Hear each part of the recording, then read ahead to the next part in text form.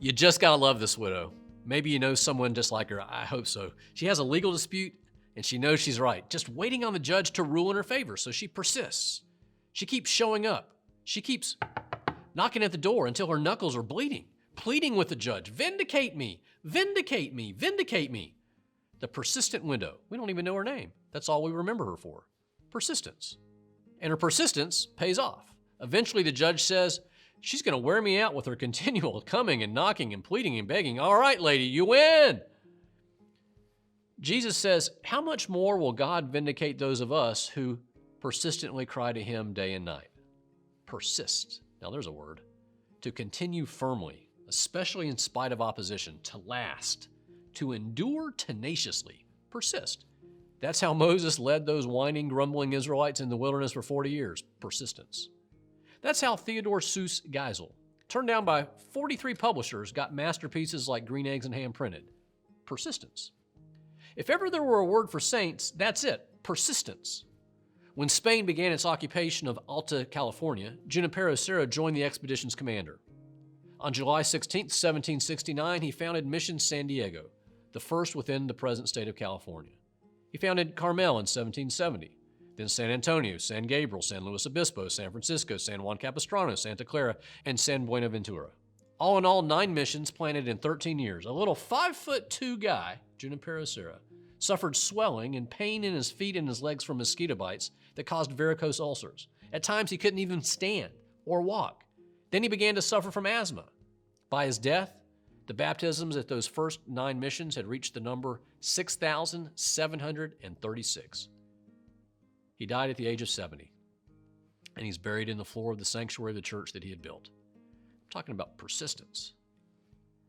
And that's exactly what I thought about when I came across Don Justo. You probably haven't ever heard of him. He entered a Trappist monastery as a novice, but he had to leave the monastery when he contracted tuberculosis and his health deteriorated.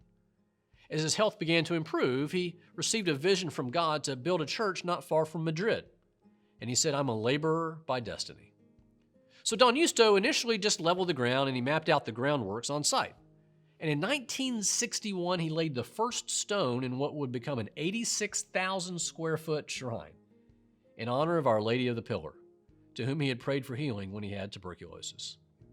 Hammering, chiseling, paving, hoisting, cementing from dawn to dusk, beginning at 6 in the morning on all days except Sunday when he goes to Mass.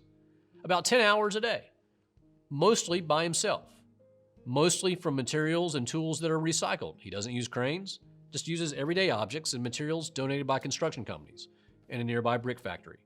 Columns molded with old oil drums. The locals call it the cathedral from junk. Don Justo took no sick days, no holidays, no insurance. 60 years. Every day, 6 days a week, just doing what he believed God called him to do. 1,000 visitors a day stopping by to watch. And to see this incredible 164-foot long building with a cross over the dome soaring 121 feet modeled on St. Peter's Basilica. He says, I haven't done anything incredible here. I've got some qualities God has given me, and they've solved everything. I'm only doing what I had to do. Justo Gallego worked mainly by himself for nearly 60 years, and he died on November 28, 2021, at the age of 96. He died in the magnificent shrine that he hadn't quite finished yet, and he left that enormous building to a group called the Messengers of Peace, who were committed to completing his life's work. Persist. It's such a great word. It applies to nearly every area of your life. Even when you're discouraged, don't let discouragement possess you.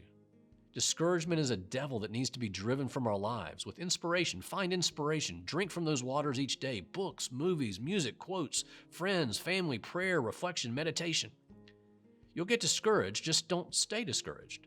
Rest if you need to. Take a break by all means, but then press on. God has something in mind for your life, a reason He has made you so that you might do it. It may be small, it may be large, but it's yours. Don't leave your part undone. If you don't do your part, it goes undone. Persevere. Persist when people criticize you. Persist when your inner critic tries to make you feel like you're unworthy. You may be able to do very little. That's okay.